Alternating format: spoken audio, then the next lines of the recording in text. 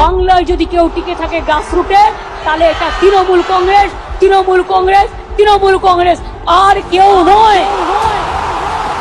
বাংলায় প্রয়োজন হলে আর একটা জাগরণ হবে, সেই জাগরণ আপনাদের করতে হবে।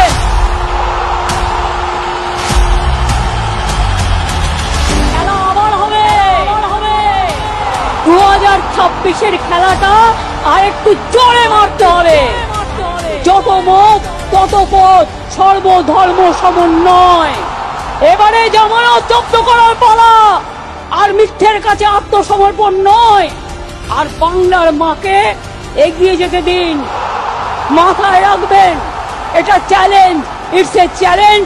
Will you accept that challenge?